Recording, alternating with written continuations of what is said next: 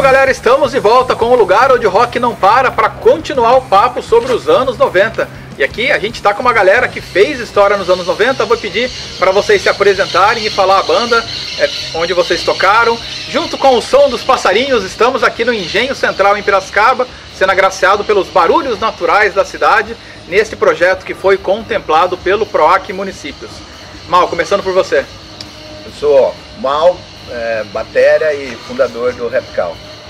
Eu sou o Cezão, eu venho da safra do 80, né? Eu toquei no FTP, no Couro Cabeludo, na banda Milícia, que foi onde eu comecei realmente no rock, né? No pesado, na minha vida, e depois no Dipsomania nos anos 90. Peixe? Eu sou o Peixe, conforme ralé. É isso aí. Galera, a gente já falou sobre alguns assuntos aí anteriormente. Queria falar um pouquinho sobre, agora nesse momento, sobre como é que funcionava a divulgação para vocês de shows, de trabalhos, que ferramentas vocês utilizavam naquela época, era o boca a boca, como é que era? Então, a gente não... pra gente começar a tocar em algum lugar, né, foi o caminho que todo mundo faz aí, né, demos e tal, e começamos a mandar pelo correio, cara. Mandava pelo correio para bares e tal. E aí, para surpresa nossa, os bares em São Paulo começaram a chamar a gente para tocar e tal. A partir daí, a comunicação começou a ser meio natural, no sentido que era a forma alternativa que existia, né? Que eram os fanzines, né? Então, só pra gente contextualizar, Mal, pra galera de agora, gravava demo e mandava fita cassete, né? Pros bares de São Paulo. Cassete pelo correio. Fazia capinha e tudo mais. Release, escrevia um release, um breve release da banda, contando um pouco da história e mandava. E correio, cara, pra tocar fora, né? Nessa época ainda não existia computador. Sim.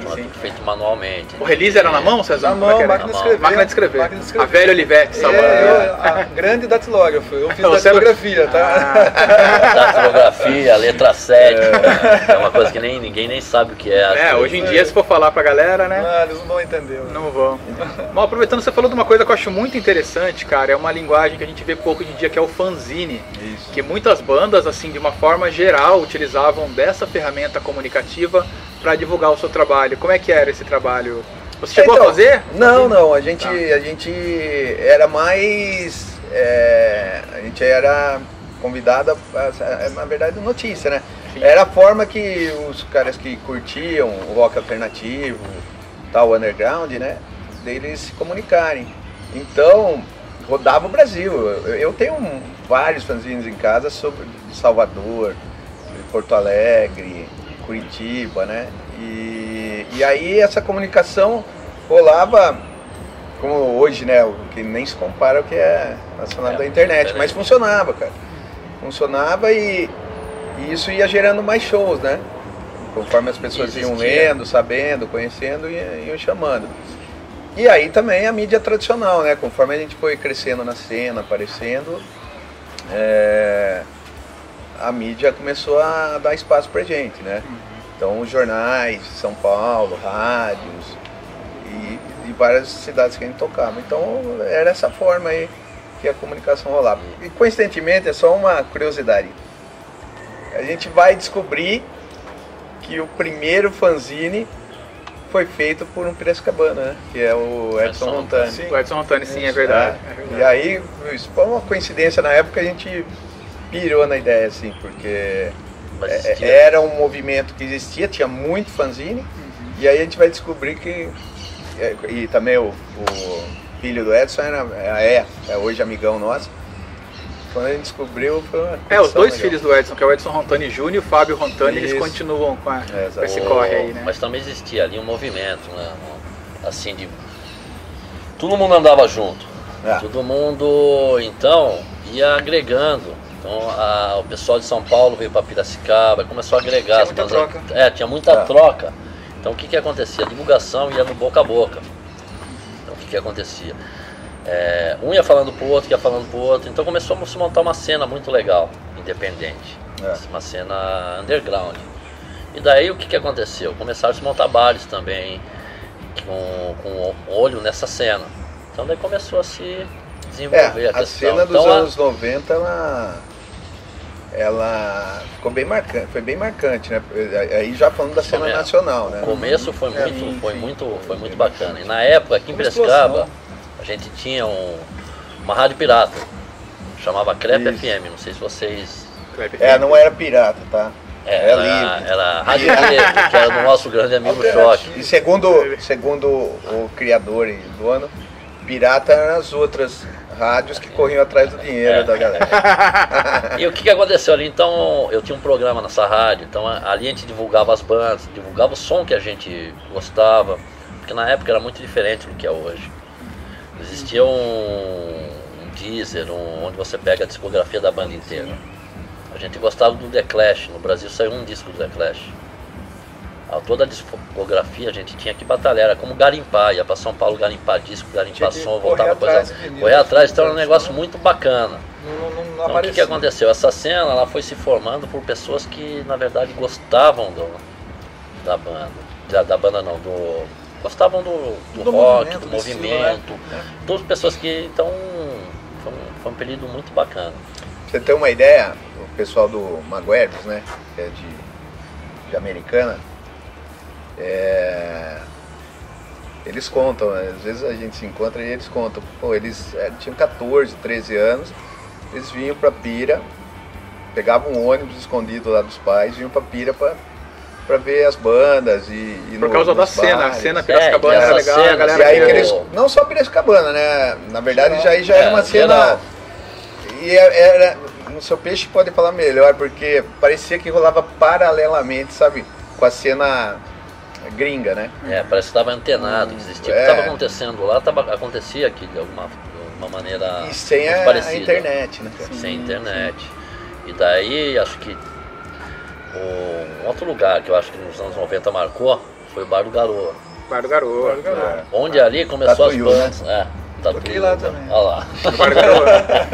Quem não, pô, ali, aquilo lá então, foi muito bacana, que chegou... começou a abrir festivais, até o Junta Tribo, onde pode falar também, onde surgiu o Raimundos, pra você ter uma ideia. Junta Tribo foi então marcante. Começou a pipocar banda de tudo quanto é lado. Então esse intercâmbio entre as bandas era uma forma de divulgação muito bacana. Só pra ter uma ideia, no primeiro Junta Tribo, nós fomos convidados depois de um show em Londrina. O Junta Tribo foi onde? Só pra contar. Campinas, Unicamp. Tá. Né? E, se eu não me engano, não sei se foi, acho que 15 ou 20 bandas. E a gente foi convidado como a última banda, né? O Rap-Cal. Que entraria para tocar no festival. Acho que 2 semanas antes o organizador me liga. Pô, tá tudo em hora, você vem, vamos. E aí, tá legal? Ele tá legal, tal. Só entrou mais uma banda, tal. Os caras de Brasília chamam Raimundos, daí eu falei, uma tal de Raimundos aí. Som eles fazem. Foi o primeiro show deles no estado de São Paulo. Mistura de hardcore com forró, não sei o que, né? Legal. Forró. Tem até até foi você, conforme as letras, o vocal em português. Na época as bandas estavam. Isso. Eles cantavam em inglês. No festival Junta Tribo, eles vieram me apresentar, o Raimundos, assim, porra, banda que os caras cantam em português também. Era um negócio meio fora Você não tocava na cena em São Paulo em português. Nem adiantava mandar demo. Eu presenciei os caras jogando fita demo, inclusive de banda aqui de Pira, jogando porque estava em português. Então você chegava nem a ouvir. Não chegava nem a ouvir. Não, até eu ouvia, mas se soubesse que era em português, não ouvia. Tinha um bar em São Paulo, né? Dark Temple, Cais, Blackjack, Retrô, Espaço Retrô, foi o primeiro Armagedon. Esses bares, não tocava se não fosse em inglês. Depois junta a tribo com Raimundos, a coisa começa aí começa a aparecer o Planet Ramp e tal, né, também. Depois Chico Sainz e tudo mais. Mas a cena dos anos 90, que picou como cena do rock mesmo, que foi de 90 a 95 e tal, 96, era uma cena formada para a maioria de bandas cantando em inglês. Na parte do heavy metal, tinha isso, mas já não era tão... O heavy metal já era cantado, até a minha banda era em inglês. A primeira Milícia era em português, as letras nossas todas em português. E depois do Dipsomania eu já joguei em inglês as letras, até pelo fato da pronúncia ser melhor, porque era uma música, um thrash metal, era mais rápido, era um negócio mais pegadão assim. Mas tinha muitas bandas que cantavam em português, né?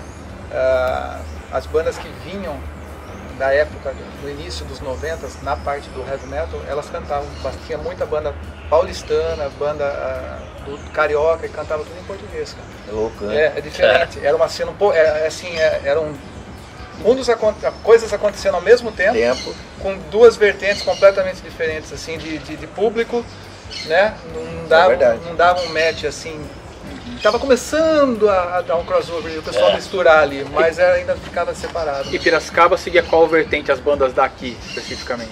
É Ou seguia um pouco de tudo? Aqui tinha um pouco de tudo, cara. Tinha um pouco de tudo. Assim, o pessoal frequentava os mesmos locais, mas não se misturavam. A gente, por exemplo, com o Fallen Raleigh, começou com um público que era a maioria skatista. Skatista, isso aí. A gente era muito... Daí tinha o público do pessoal do metal. É só metal. Só que a gente conversava assim entre transitava, né? Transitava, a gente tocava a linha mais pra linha do punk rock. Só que, por exemplo, a gente tocou num festival de metal, onde acho que a gente foi a única banda que não era metal. Então existia uma brodagem com todo mundo. Só que existia os nichos. Só que era um mundo paralelo. Era um mundo, era assim, ó. A gente respeita, você respeita, a gente toca, vai lá, mas assim, era um... Tipo, não rolava treta, mas também não rolava.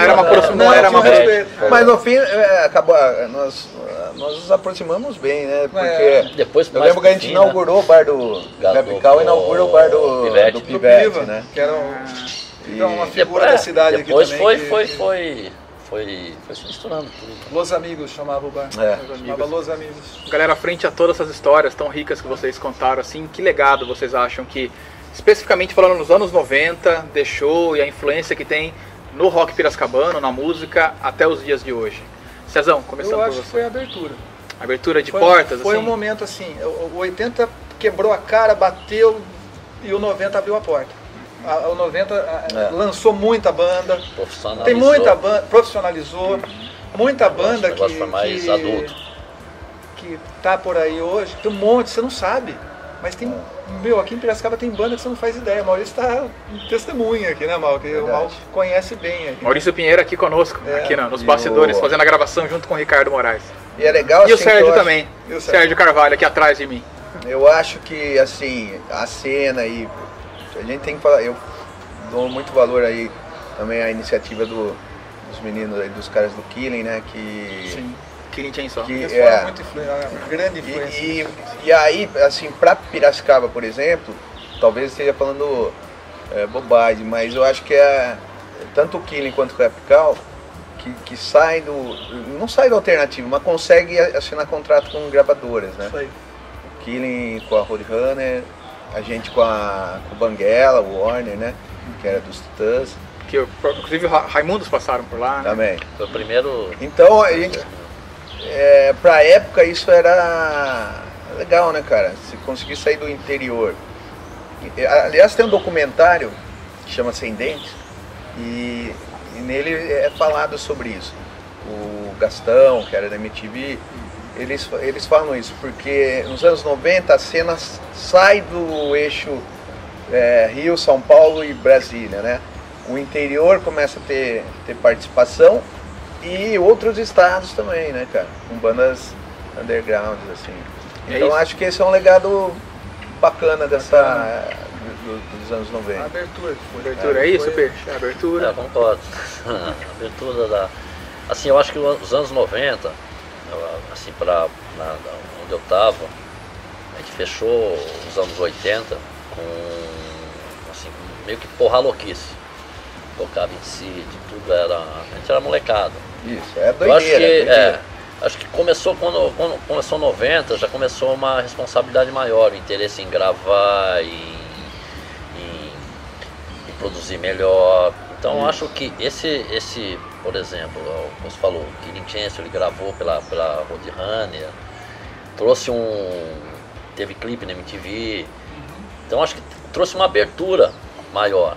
para Piracicaba. Hoje Piracicaba é considerado, como o Maurício falou, uma cidade do rock.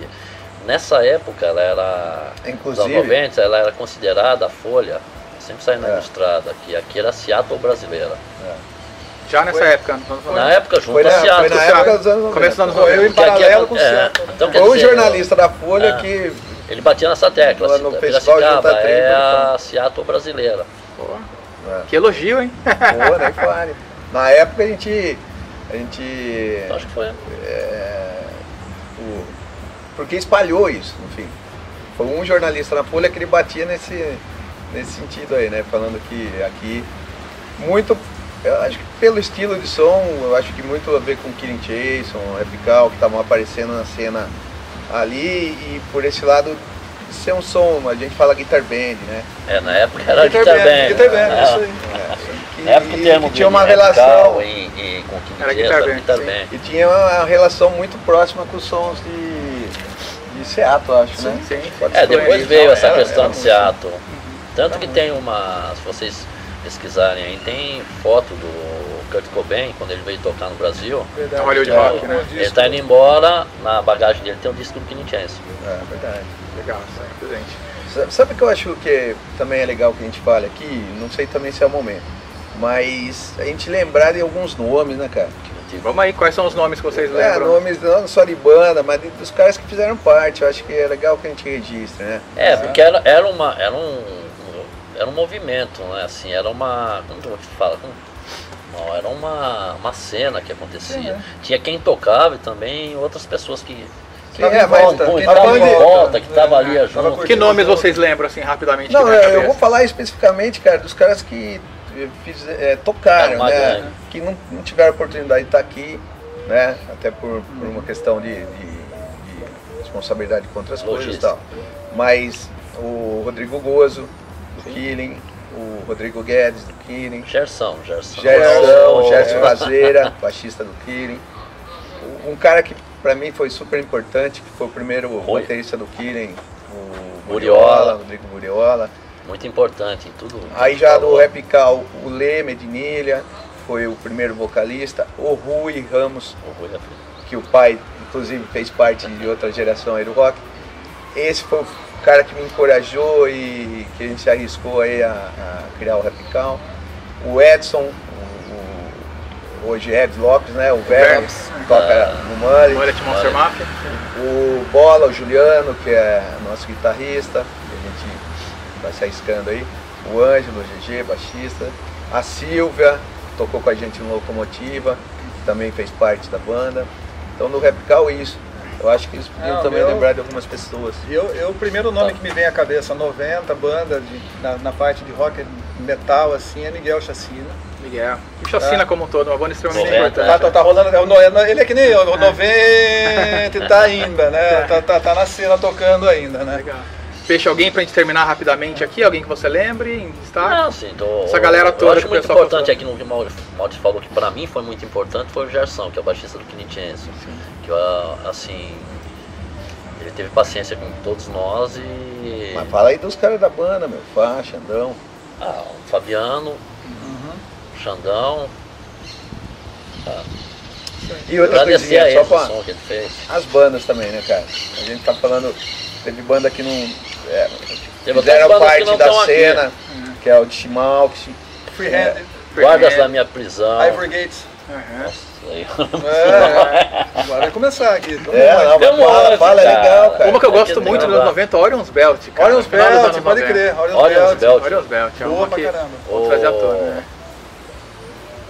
Tinha mais, hein? Não, Tinha. uma Tinha pancada. Leptospirose, Leptospirose Bem lembrado. do Edson. era o Edson e o Bolinha. Como chamava a banda do BO? Tem um monte de banda. Tem muita banda. Mas era uma cena muito grande. na verdade, cara. foi uma tentativa de... Sim, sim. Mas depois a gente pode fazer um levantamento aí e indicar. todas Eu as acho. Legal. Se eu começar a relacionar aqui, É, muita fica coisa. até Dá, amanhã. fica até amanhã. É gente pra caramba, tem meus brothers, né? É, não, tem Você muita gente pra o lembrar e que Cidral, merece, Silvio, que merece os Nelsinho, créditos aí. Pai, nossa, é. Legal.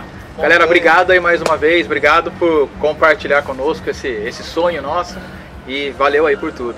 Falou. Valeu. Pessoal, acompanhe Lugar Onde Rock Não Para nas redes sociais, Instagram, Facebook, Rock Não Para. É isso aí, um abraço e até a próxima.